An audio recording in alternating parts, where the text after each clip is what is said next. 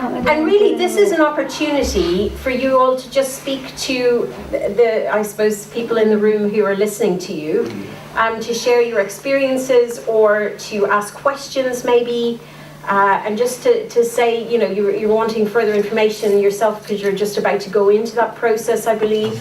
So it's things like that, just to see how we can, maybe there's some answers within even the group that we can help each other with that. Just to say that there is lots of information at the back of the room on PIP, personal and dependent payments, the welfare reform and the impact, and there's some guidance documents there, so please help yourselves to that. And we will finish at about 2 to 3, we'll wrap up. So if, I'm depending on my helper down there to maybe keep an eye on the time for me. So over to you in terms of a discussion point. Can I just say, I feel extremely fortunate that I've, with the Hazel's Clinic, mental health, going back to the lady with your frustrations, obviously I can appreciate, but as a disability employment advisor, and the fact that I see people after they've been assessed, depending on what group they're in, I do sometimes defer seeing these people, so when they go through the appeal process, it gives them that little bit more flexibility, so they're not, it's not so intense, it's not so sort of straight away, if that makes sense. So, like I said, I feel quite fortunate that I've got such a good relationship with the Hazels, because we can communicate between the two of us. I mean, I'm totally powerless, and I have to go through my line manager. At the job centre? Yes, I said, yes. Well, I think that it always feels, because the thing is that once they've received the letters of the dreaded form and the decision, we have to then endure going to the job centre every sort of 2 to 3 weeks, and this is someone who can be very, very poorly. Yeah. We spend a few minutes there saying exactly the same thing that we said the last time and the time before, but they've been informed that if they don't attend, their benefits will be stopped. Okay, so the thing is that it's good that you have a relationship with the staff. Hugely. I feel fortunate that we can, you know, not to have the distress on that individual, because with, as you said earlier, it always feels as if the staff at the job centre are just going through the motions, really, and sometimes they say to us, look, you know, I'm very sorry you're here, obviously this person wouldn't be able to work, etc., but we've got to do this, you know, so you have to accompany someone who's very, very stressed along to that situation, because if they don't do it, they're told they'll lose their money. There's this sort of, you know, this sort of threatening thing all the time. And it's good that you have that relationship with Hazel, but you're one individual, yeah? And the thing is, I think that, you know, they're very lucky, but this sort of pressure and stress for people to attend such petty, the whole thing is silly, because the person sat in front has no concept of the mental distress and mental illness, etc. They're just going through the motions, and they type it in and they say, we'll see you in a fortnight, or we'll see you in 3 weeks. What good is that, really, isn't it? You know? It's as if the Job Centre Plus has almost evolved, because everything's sort of closed down and cut back, into not only helping people with employment, but also this sort of semi-DWP sort of role as well, really, you know? So it's good to hear that, but our experiences in Brecon are certainly not the same as that, and we are still going down on a regular basis and going through the motions and just adding to distress, really. It's like a paper exercise that is pointless. Yeah. Frida, what time did you say to finish? 5 to 3. 5 to 3. Sorry if I sound feisty. No. I just feel I'm very fortunate to have the relationship I've got with people, I'm looking after so a number of people that are caught up in a process that is so very, very wrong. I respect that you have to reform systems and people. Of course, if someone's well enough to work, we're the first to support them with doing that. But we have some people who are so very, very unwell that are caught up in this system, and it is very wrong. So write that down. Capital letters, highlighted. But I've before now gone up to the Hazel Clinic as well, and I've done a talk so people can see me, and hopefully they know I'm not green and I haven't got a third eye. So it makes people feel a bit more comfortable knowing that perhaps who they're going to see, maybe. But what for what? What do you feel that you're doing within that role when you see someone every 2 to 3 weeks until they get to the appeal point? What are you achieving? Well, that's why I said I can actually defer. I have to go through my line manager manager, Yeah. but I can defer for a period of time if we're going through an appeal process, and if it's going to be detrimental to that individual's health, you know, to bring them in obviously is not going to be good for them personally. So you could put that off and they go Yes, straight to the I appeal. have to write like a bit of a case study of, you know, I've spoken to CPN and they advise that perhaps, you know, this would stress this individual and they're not, you know, this wouldn't be the best possible option at this current time. So then we look at, you know, 6-8 weeks or whatever, and then we reassess it again after that. Do you know what I mean? But I have to go through my line manager with that process. But if it's going to be, like I said, detrimental to somebody's health, I certainly wouldn't want to, you know. So you'd see them after 6 weeks instead of 2. Yeah, but by then, you see, hopefully, yeah, their appeal's gone through and they've actually been put into the support group. I haven't seen many go through in 6 weeks. No, it's Oh, like 6 I- months, I've heard, Yeah. actually. Well, I've been quite fortunate because a lot of my day yesterday, half my day yesterday, is I have to do follow-ups, you see, to make sure to see that they have gone into the right group. And I did quite a few yesterday. Can I ask whether you were given special training for this at the beginning of the welfare reform? We was given training, yes. Yes. Was it good and useful? Well, I suppose there's a process we have to go through to inform people Yeah. of what we're able to support to give these individuals. I mean, we've had different workshops on perhaps different people's health conditions, so that can give us an understanding perhaps of understanding individuals. Yeah. But I suppose being a disability employment advisor, I mean, I was trained many years ago Well, to yes, have that but it was particular just the role. sort of the fact that the whole system changed. And it's changing all and the I more wondered as well. how yes. much accommodation of the new one people have been trained for. We've all been trained, yes, to I mean, is there go through. specific people that could be nominated to be at the front line? Well, for example, because of my role in the Yeah. job centre, I've got those skills Yeah. of working with individuals to helping them with that process. Does other people have the same, you know, training as yourself? Or? There's another colleague of mine who's done the similar training to Right. myself, yes. Yeah. I think what I found when I went for the appeal, I lived in County Durham, and I was actually represented by someone from Durham Welfare Rights. Right, that's good. And there was just so much information about me.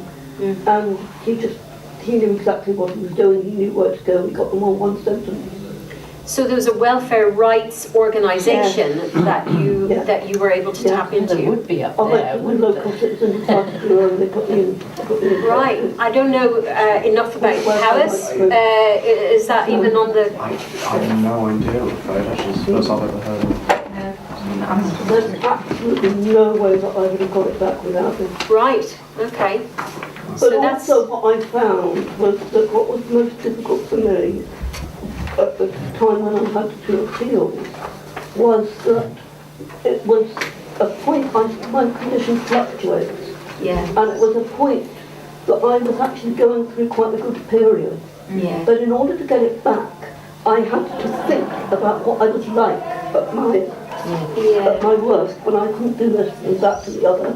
And that was really frustrated me. I resented having to do that. Absolutely. Very much. Yeah, yeah. Very good point. So in terms of mental health, sometimes you can be, you can be up if you want and able to cope, I suppose, on some level. And then sometimes, it's worse, and it might be that on the day you're called for an assessment or whatever, you're up and you're able to cope better. But yeah, it's like the whole person needs to be taken into account, really. How regular are these assessments? Does anybody know? How often are these assessments? Well, if you've just been successful with an appeal now for changing someone from the work-related category to the support-related category, and we were informed by the judge then of that appeal that this lady wouldn't be contacted for 2 years, but she would be assessed again in 2 years' time.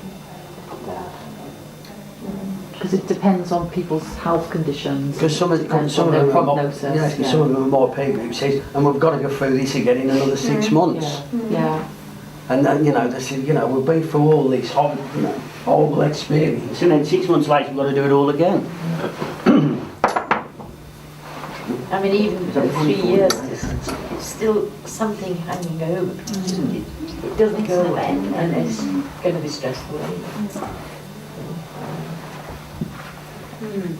And maybe not in the sort of group session, but I would like some kind of clarity from somebody about where I stand now with the DLA having been given it for life, because they're now saying that, you know, they're going to reassess people with life who've been given it for life, and I would like some proper, you know, understanding on a sort of one-to-one basis with somebody who can tell me exactly Right. where I stand. So in terms of just that question, I guess I'm looking at you, Angela, or anybody really. Do we know of what that, you know, who that would be, or how that information would be given to somebody? What about what? Well, sorry, I've been given conflicting information. The situation that I'm in is that my understanding is that because I've been given it for life, I'm not going to be assessed till October 2015. Now, October 2015 is just, if I'm assessed in October 2015, that is a month before I'm 65. So if they assess me in October 2015 and take it away from me, by that point, probably, I will be 65 and won't be able to reapply, because I'll be 65. Yeah, I suppose. Do you see what I'm saying? Yeah, I don't know the answer to that, I'm afraid. don't? No, I don't. No, Right. I don't know the answer to that. Okay. Because there's a transition as well, isn't there, going over to personal independence payment from DLA, so that will be happening as well, won't it? So I can't. Yes. I mean, the actual piece of paper says that I've got it And for they life. won't, they won't, I But think what they're disability living saying allowance is that was they're- granted for they're someone an indefinite even basis. reassessing And people they who've got will it for life, indefinitely. which I think is wrong, to be honest.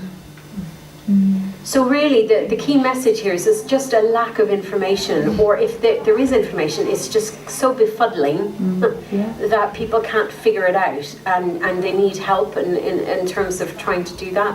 And so, you know, even the stacks of information down there, it's still, you know, somebody's got to decipher it and read through it.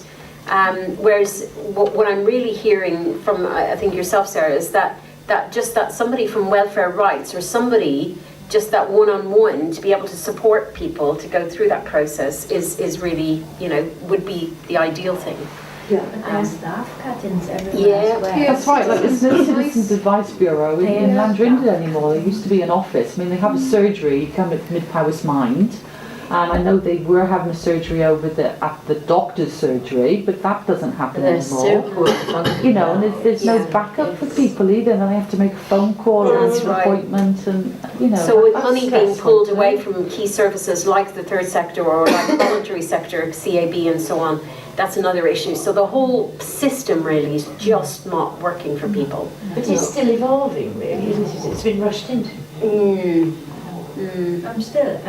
I think services are, I've definitely got the feeling up in North Wales, services are not prepared for that. We just there's not enough staff to support people, like in your role you wouldn't actually doing it, but you have to now, you're forced to do it. Well, Citizens Advice, I mean, they're so very good at what they do, but they can't give the time to actually accompany somebody to the appeal process and things. So, I mean, they can take it so far, and they're very skilled in what they do, but they're just saturated. There's too many Freda, it's about time. Is it? My Okay. clock's sliding I fast, just so wanted to say yeah, consensus. about suicides, because we have the first suicides happening up in North Wales, because people are having these cuts now and services are not prepared. So they don't know what to do, there's nobody to support people. We had somebody, you know, they sent, services were helping, but again they said thank you for your help, and they kind of sent the key in because they wouldn't have had a roof over their head anymore.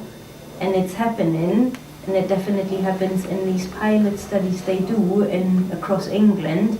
And I don't know what, you know, there's something they need to do with that information, which I think that doesn't happen. So if these things are happening in England, I know they have pilot studies going on in other areas, and this is a result of it. So what do they do with that information, or do they just spread it across Wales again, and we end up the same? You know, that somebody needs to do something with that information as well, because suicides are definitely, the number of suicides is going up. Right. Andy, and I don't know, Andy, did you get you wanted to ask a question just really quickly, or do you feel like you've had a chance to say something in terms of what you need to say? No, I understand things much more now. Yeah? Okay, brilliant. Okay, I think we're, yes, sorry. I mean, I'm quite concerned because Sarah's raised issues that she wants somebody to speak to her one-to-one. Now, I would hate to think that Sarah's now going to go away from today and not got anybody telling her who can speak to her. So Yeah, I mean, I looked on the internet and it told me so what are we going to completely do? different things, you know. How are we going to help Sarah? They seemed incredibly Who's going to unclear. help Sarah? Because I'm not hearing anything from anybody. And then where they Sarah's said, going to turn well, to you now. know, all this might not happen, and the whole, you know, the whole reform might be completely gone by 2015 anyway, and you might, you know, they might have done something else by then. I mean, I don't know. But I think Sarah sums up what the situation is. Yeah. She's got a question she can't get an answer to. I mean, and that is really sums it up in a nutshell, doesn't it? Yeah, and we don't, yeah, exactly, we don't know where to go with that. No. So that is a good place, I suppose. Not so good, really, but it's the reality of the situation of where, you know, where we need to get some answers actually going forward. So just to say that the information that we've talked about today will be drafted up, we will write it up, we will ensure that it gets fed back to people. And you know, some of those questions that you're asking, we do need to find the answers to that. So hopefully we'll, in terms of the local, you know, welfare reform group, I'm really hoping I would take a strong message back to them. Thank you. I'm not so sure anybody else is here. I haven't seen anybody. I have to No, confess. there were a couple of apologies actually. But in terms of Linda particularly, I mean, I'm really hoping that this Yes, it is very worrying, and I echo your thoughts. You know, and you know, you talk about the suicide. You know what's happening there. Where is, you know, I've written down that frontline support. Like, if people, because you're not just getting callers, they could be going in. They could be calling in anyway to any of these services, and where does that? You can't Where just does sort of that say, go? well, where does it go? It's like, so, you know, they want that help now, like this minute. So there's strong messages that Frida will take that. brilliant, great. And I think for 5 minutes, okay. Start with the DWP. Well, I feel. Yes, but you know, and you know, we collectively we can, you know, I will certainly see what information I can feed back through. So, are you locally involved? I think the real thing is that one isn't going to get an answer now because really nobody knows No. No, that's at the moment. I mean, it's in the very early stages, isn't it, really? Yes, but that doesn't help you, and that means... It's been a couple of years' time with it. Well, there should be an interim arrangement, surely. Yes, you should be able to go to an advice line or a one-to-one support and have that question answered. Yes. Yeah, I mean, and in terms of just really quickly, I know the DWP are going out, they've got a partnership manager who's going out to services to inform them about how you help support people, but actually, I have to say, I don't think that is working very well, in my opinion, and yeah, I'm not sure that's the best way to do it. I think the, you know, welfare riser, you know, there needs to be some support there, and particularly, Sean, you know, I was at your team meeting, just the impact on, you know, I remember just really a key message from there taking away is we can't, you know, help people in the way we need to be helping people because we're having to go down to the DW or to the job centre and you know, take time out to do that. So it's you know, it's that just the impact on frontline services in terms of mental health services is really significant. Okay, any last minute things to wrap up? I'm aware we've left a lot of questions. Tom, do you have anything to add? Or? I don't, in particular with this. I mean, I think, you know, some very important questions have been raised here. I think something that hasn't come up that I'd be interested to hear about is the impact on young people in particular, both those who are eligible for the payments themselves, so those over the age of 18, but also young people who live in a household where parents, either one or both, are claiming disability allowance, and how this is going to affect them. So I think that's quite a serious question that he's asking. Yeah. Okay. Thank you very much. And hopefully you've all gotten something from the discussion. Maybe not so many answers, but lots of questions. Let off a little bit of steam. Yeah. Thank you. Okay. And you'll